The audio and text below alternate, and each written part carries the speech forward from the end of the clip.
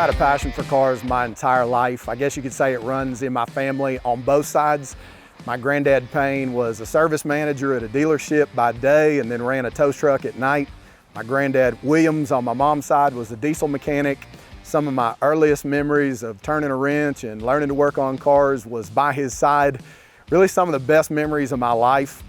My stepdad, I remember as a young kid, him sitting on the edge of my bed at night and telling me about his big block 396 4-speed 69 Camaro convertible, and it just lit this fire and this passion on the inside of me for cars, to build, to race, to wreck, a pride to just buy my own car and take care of it.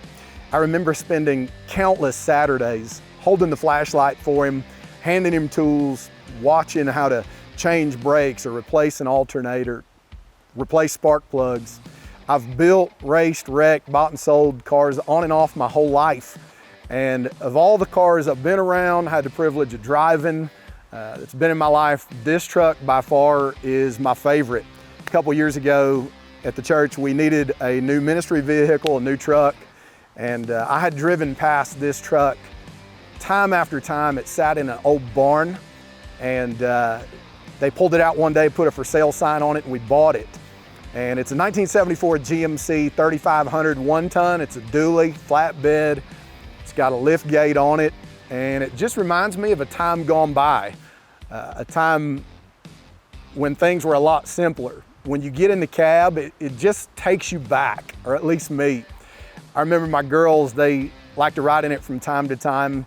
And my youngest asked me what the crank on the door was. And I realized that in her lifetime, she had never been in a car that didn't have electric windows. And so I said, baby, that's how you roll the window up and down, actually with your hand.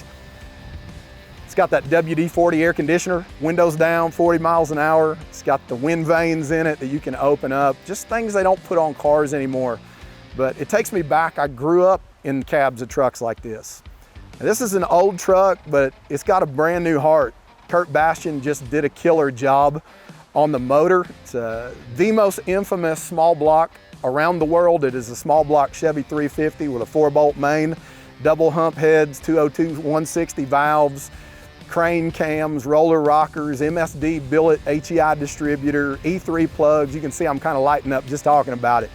Comp cam, stumper cam, noisy gear drive. That's what makes that engine whine. It's got an Edelbrock Performer RPM intake and a carburetor. Topped off with those old school cool finned valve covers and a Cadillac old style air breather on it, sitting on 22.5-inch Alcoas, which are all American made aluminum that go on semis from Tennessee Wheel and Tire, and they mill them down so that it fits a street tire on it. But what I love about this truck is that everywhere you take it, anytime you're driving it, people will stop, they'll point, they'll smile, because it's just something that takes them back. And I think it's a truck that everybody can relate to, just because it's rough around the edges, it's got scars, every dent tells a story on it.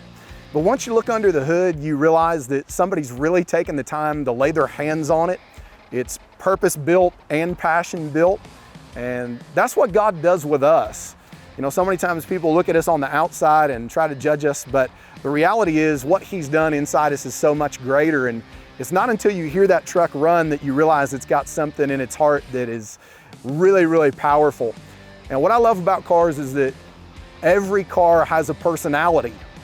This one, it's loud, it's obnoxious, it's a little bit over the top and overstated, it's rough and rowdy, and it's just ready to rumble.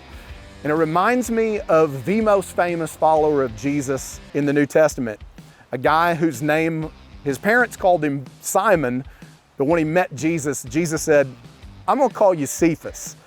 You guys probably know him as Peter. Peter seems to be everybody's favorite apostle because we can all relate to him. He was a loudmouth, obnoxious, over the top, outdoorsman. He was a man's man. He wasn't real polished or sophisticated. He wasn't very well spoken, not the sharpest tool in the box. He was notorious for doing and saying the wrong thing at the wrong time, not real politically correct. He had a temper, and he'd fly off on the handle. Just like this truck, he was rough and rowdy and ready to rumble. The name Cephas means rock. And I don't know if that's because Jesus was saying, Peter, I know that you're dumb as a rock, solid as a rock, or ready to rock. But if he was anything like me and many of you, it's probably because on any given day we can be all three of those things. Yet the reality and the beauty of this story is Jesus still loved Peter. He still chose Cephas. He still included Cephas in his plan, in his purpose. He gave him a place. Actually, there were three guys who were closer to Jesus than anybody else in his 3.5 years of ministry. And it was Peter, James, and John. God used Peter to do something great, and his legacy is still impacting our lives today, generations later.